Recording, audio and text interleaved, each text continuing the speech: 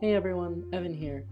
Today I'm going to be talking about Killua Zoldyck and how his character arc directly parallels his relationship with men throughout Hunter x Hunter. His character arc consists of him searching for a sense of self and connection to others. These two things are tied to one another for him, but he doesn't realize it until later on in the story. It's never stated whether or not Killua's assassination techniques involve men or not, and I won't be making an argument either way, but I will be including them as they also directly parallel his character journey. I'm going to split his arc into 6 separate acts, starting with his childhood and ending at the end of the chairman election arc, so spoilers ahead for both the manga and 2011 anime.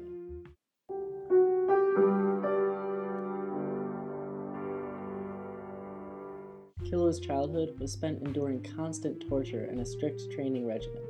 He was exposed to poisons and electricity in order to build up resistances, he was put through life or death shadowing exercises, and dropped into Heaven's Arena as a 6-year-old. We hear all of this from him, but this isn't what we see in flashbacks. We see him as a light, empathetic person. The first flashback of Killua's childhood we see is of his relationship to his little sister, Aluka. He's shown not only understanding her power, but seeing it as something positive, not as something to fear. He treats her as a little sister he loves, and sees her heal a bird with her powers. At this point in his life, he sees power as something positive that shouldn't be feared, something that he has to work towards rediscovering for the rest of his arc. The second flashback of Killua's childhood we see is of him meeting Canary for the first time. This scene is extended in the anime, so I'm going to be going over the anime's interpretation. Killua seems a bit more jaded and afraid of opening up, shown when he disappears when Canary first approaches him. When she approaches him for a second time and says she just wanted to say hello, Killua offers her an apple and she refuses. He then asks her to not be so formal and asks her to say his name without an honorific. She again refuses. He asks her about her home in Meteor City and then says he'd like to visit. She opens up and excitedly tells him she could be his guide. He smiles, and I think that he senses a potential friendship with her at this point. He offers to teach her Rhythm Echo, an assassination technique, and she acts impressed. But after she uses the technique against an intruder, Killua is upset that she lied to him about knowing the technique. He asks her to be friends, but because of her position as a servant, she refuses. At this point, he's open to creating connections, but his environment doesn't allow him to make any.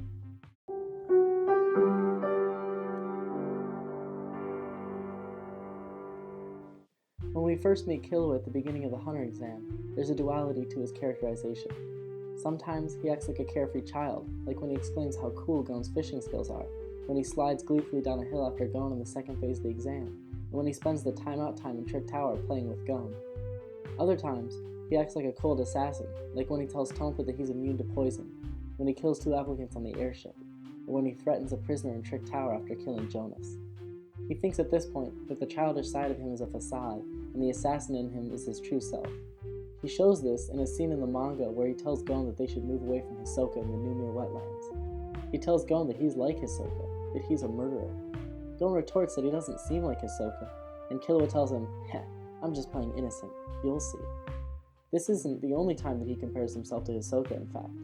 During Hisoka's personality quiz in Heaven's Arena, Hisoka says that transmuters are whimsical liars. Killua thinks to himself, he's right. This could be interpreted as Killua saying this about Hisoka, but I believe he's saying this about himself. He truly believes himself to be exactly as Hisoka says, a liar that acts whimsical. But these moments of childish glee aren't at all a facade, he only believes they are. He's had this light in him since his childhood. Killua's first 2 abilities at this point in the story directly parallel his belief that he's hiding behind a facade. Rhythm Echo is an ability that creates an illusion to confuse his opponent, and his body manipulation ability that allows him to create claws from his hands changes his outward appearance, just like he believes he's doing. As a side note, he's occasionally drawn with cat-like features which match with his claws. The third technique Killua uses is Assassin Mode. He uses it to kill 2 applicants on the airship, Jonas and then Bodoro. Whenever he's using this technique, he has no real reason to do so other than blowing off steam, showing off, or giving up. Killua uses all of his techniques in this act dispassionately, representing the person he believes he is. Then, he faces his brother in the last phase of the exam. Illumi tells him that he was born to be an assassin, that there is only darkness inside of him, and that his only joy is in killing others. Killua fights his brother's words, saying that he wants to be friends with Gon, that he's tired of killing people, that he doesn't want to be an assassin anymore. He wants the same thing he wanted as a child, but he's been strongly conditioned to believe that he's the thing Illumi says he is. Illumi tells him it's impossible for him to make friends, that he'll want to kill Gon eventually. This is the first time we're exposed to Killua's fear of being the reason for Gon's death. This conditioning that he's a cold-hearted assassin is represented by his brother's curse, which then activates when Illumi threatens to kill Gon. Illumi says that the only way Killua can save his friend is if he defeats him then and there. Killua can't move, and Illumi reminds him of a lesson he's literally drilled into Killua's head, to never go up against a superior opponent. This is the sentiment that will cause Illumi's curse to activate in the future. Then, Killua gives up. Illumi tells him that he isn't worthy of friendship, and that there is only darkness within him. This breaks Killua, who kills Botaro and goes back to the Zoldyck estate. This is where we're exposed for the first time to Killua's fear of freezing, his idea of the power of something to be feared, and his fear of being the reason for Gon's death.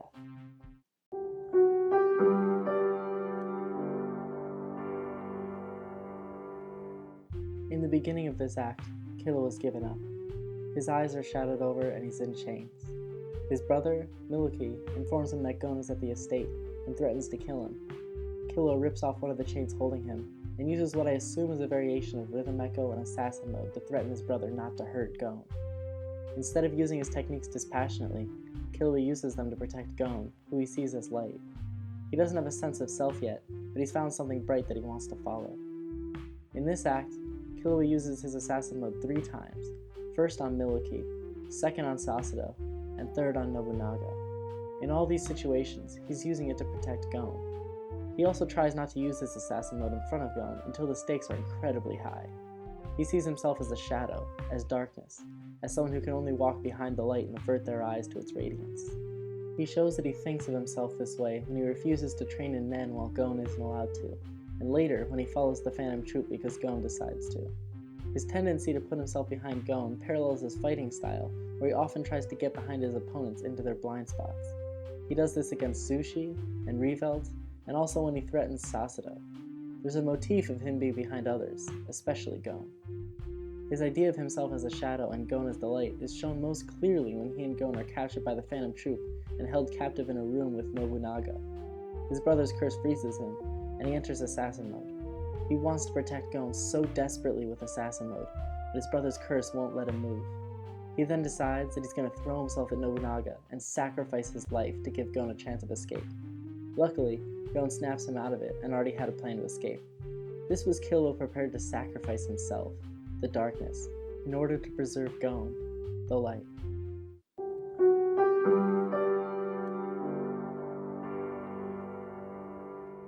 In this act, Killua begins to see his own light. He trains in Hatsu separately from Gon, retakes the Hunter exam on his own, and fights one of the bombers on his own. He also creates his first Hatsu, electricity.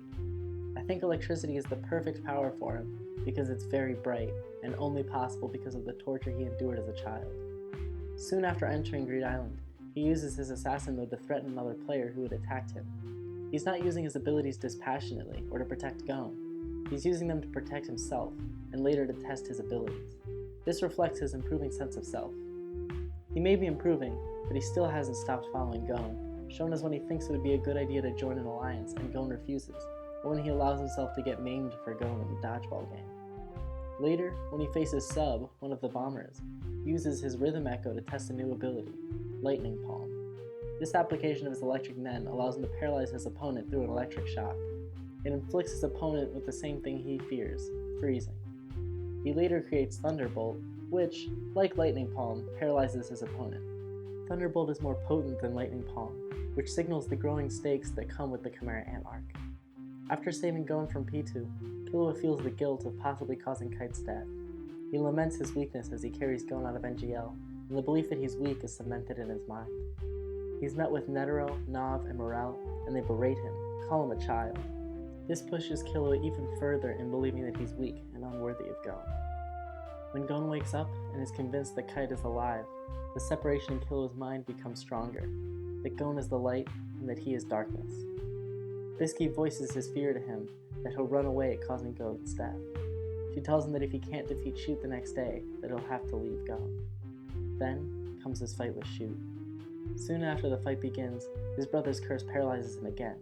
He gets closer than he ever has to breaking it and rushes at Shoot, but Shoot shows that he knows Killua's power, and Killua stops in his tracks. Knowing that his opponent knows his ability when he doesn't know theirs is too much for Killua. He loses the fight off screen. At this point in the act, Killua seems to have lost much of his development. His sense of self is faltering, and he feels more distance from his connections to others than he has in a long time.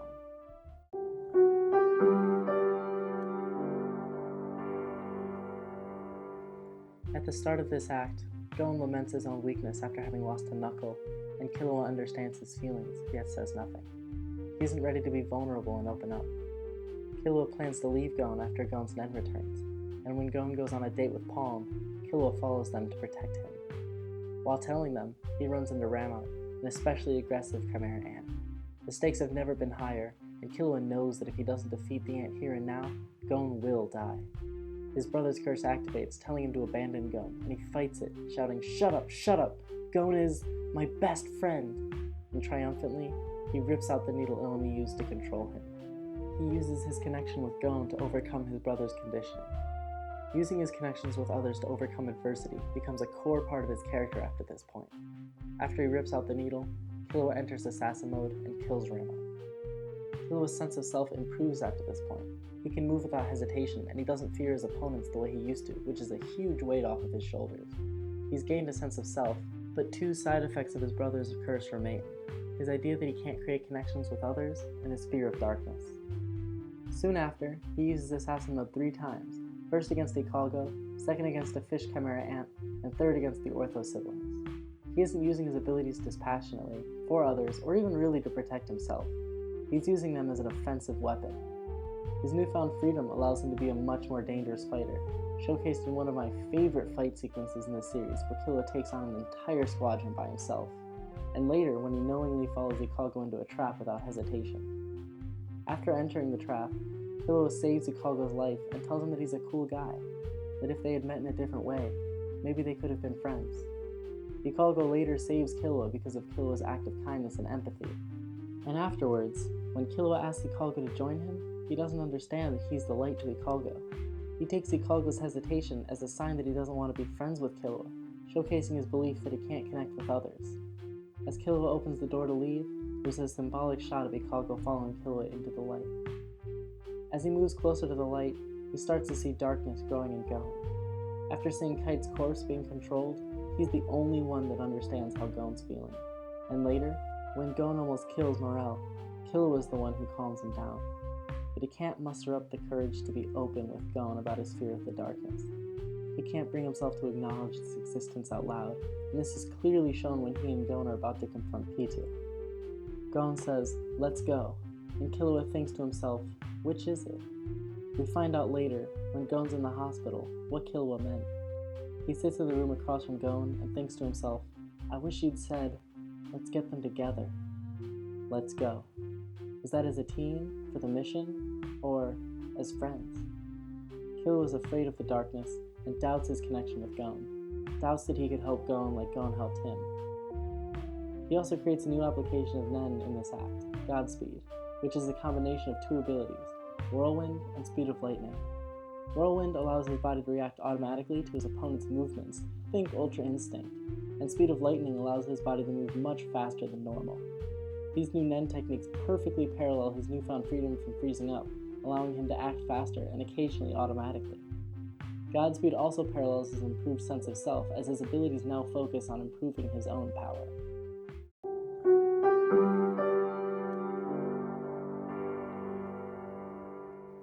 This act begins with Killua confronting the first side effect of his brother's curse, his idea that he can't create connections with others. He runs into the transformed Palm, and after deducing that she was lying to him, he calls her an enemy and assumes a fighting stance. After they briefly exchange blows, Killua changes his tactics. Instead of fighting her and cutting off connection, he uses an empathetic approach. He apologizes for calling her an enemy, and says that he knows it's her, even if she's been transformed into a chimera ant. He opens up for the first time and tells Palm that Gon's suffering. He tells her how worried about her Gon was, and asks her to give him comfort, that she's the only one that can reach her, that Killua can't do anything for Gon. He breaks into tears. His opening up empowers Palm to override Pitu's programming, and she destroys Poof's clone that was giving her orders. She opens up to him and tells him that he's the one that removed the wall in her mind, that he's the one that Gon needs most. In this moment, Killua overcomes the first side effect of his brother's curse, and he realizes that he has the ability to create connections with others. He shows a new application of his electric nen after this, Ring of Lightning. He activates his ability by sweeping his legs in a circle and creating a ring of electricity around him. It's never clearly explained how this technique works, but I'd guess it's like a combination of N and Godspeed. His nen can sense anything that enters the circle, and Whirlwind is set to automatically disintegrate it. This ability effectively allows him to protect a small area around him, and his first time using it is to protect someone else, Komugi. This parallels his newfound knowledge of his ability to create connections and help others. As Killua finds the light within himself, he sees Gon descend into the darkness he feared so much. Gon distances himself from Killua as Killua learns to open up, and Killua wishes to respect Gon's feelings. When he finds out that the hostage exchange that was keeping Gon safe is off, Killua races to try to save him, but he arrives after Gon had already paid a huge price for his dark transformation. Killua barely saves Gon from P2's reanimated corpse, and Gon loses his arm in the process. Killua tries to stop him from using his power any more than he already has, but Gon had already decided to sacrifice everything for revenge, including his connection to Killua. We next see Killua in the hospital, determined to remove the curse of Gon's dark transformation. He wants to free Gon of the price he paid, and he also wants to free his little sister, Alluka, from their family. At this point, only one side effect of his brother's curse remains, his fear of darkness, which leads him to try and cast away Nanika. He fears that his brother will manipulate her for her power, and instead of striving for understanding and empathy, he tries to push away what he perceives as darkness. After telling Nanika to never come back, Alluka's angry at him. She yells, "If you're nice to me, you have to be nice to Nanika too. If you're going to protect me, you have to protect Nanika too. But if you're going to be mean to Nanika, I hate you." Her unyielding self-acceptance fully breaks the last piece of his brother's curse that Killua was still holding on to. Instead of trying to push away what he perceives as darkness, he learns to accept himself and others as they are, to not fear the darkness, but to accept it. This is also where he finds his purpose, to protect his little sister. He finds his purpose and sense of self through his connections to others. Hunter x Hunter, especially the Chimera Ant arc, can come off pretty damning of humanity. It highlights the fear, hatred, and darkness that resides within us, and explores the atrocities that mankind has committed. Killua's character arc is a ray of hope in the darkness. The idea that through empathy and understanding, we can all overcome the pain and fear within us and those we care about. That we don't have to be defined by who others tell us we are. That we are free to forge connections with others and touch the lives of those around us. And that we can all make the world a better place. This has been Evan. Thank you for watching.